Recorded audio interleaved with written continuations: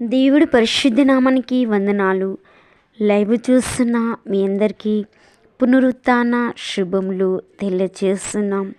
మన దేవుడు గొప్ప దేవుడు, శక్తిగల దేవుడు.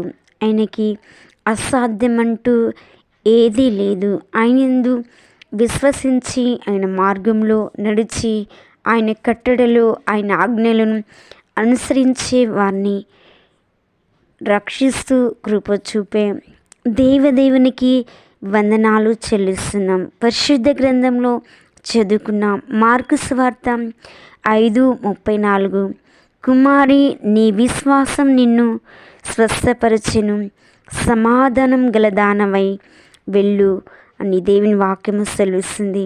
కుమారి, నీ విశ్వాసం నిన్ను స్వస్థపరచును.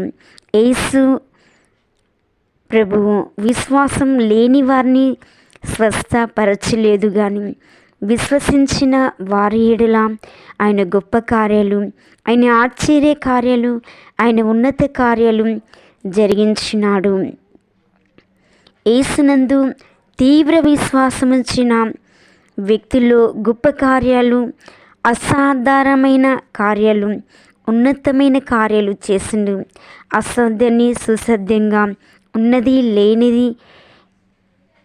లేనట్టుగా, లేనిది ఉన్నట్టుగా ఎవరైతే తీవ్ర విశ్వాసంతో మరి ఉన్నారో వారి ఎడల దేవుడు గొప్ప కార్యము చేస్తున్నాడు. మార్కు సువార్తలో చూసినట్లయితే నీ విశ్వాసం నిన్ను స్వస్థపరచును. ఈ వాక్య భాగంలో ఒక స్త్రీ 12 సంవత్సరాల నుండి రక్తస్రావ రోగంతో బాధపడుతుంది. ఏ స్త్రీ ఇలాంటి రోగాన్ని ఇష్టపడదు.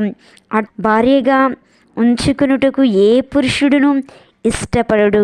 ఇవన్నీ ఈ వాక్య భాగంలో వ్రాయబడలేదు, కానీ ఆ స్త్రీ యొక్క విశ్వాసం, ఆ స్త్రీ ఏ విధంగా విశ్వసించి యేసు ప్రభు చెంగు తాకితే నాకు స్వస్థత, విడుదల కలుగుతుందని తన చెంగును తాకిందో అప్పుడు ఆ స్త్రీ తీవ్రమైన విశ్వాసం ద్వారా దేవుడు ఆమెకు స్వస్థత అనుగ్రహించిండు.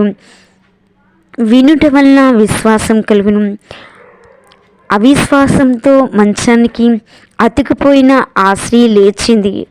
ఒక అడుగు వేసుకుంటూ ఆ బలహీనురాలు రోడ్డుపైకి వచ్చి యేసయ్య వెనుక ఉన్న జనసమూహంలోనికి ప్రవేశించింది. తీవ్ర విశ్వాసంతో యేసయ్య వస్త్రపు చెంగును ముట్టింది. ఎట్టి రోగం ఉన్నవారు సమూహంలోనికి రాకూడదు, అంతేకాదు పురుషుణ్ణి ముట్టకూడదు.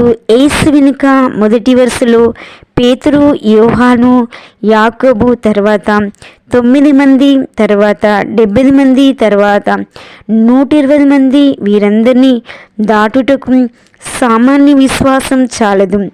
తీవ్ర విశ్వాసం వినియోగించింది. అందరినీ దాటుతూ ఒక ఎత్తు పేతును దాటి వెళ్ళి యేసును ముట్టుట అసాధ్యం. ఆ రోజు తీవ్ర మరణం అక్కడే ఉంది.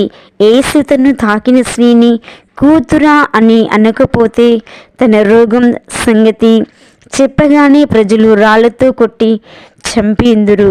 ఆమె తీవ్ర విశ్వాసం ఆమెను స్వస్థపరిచింది.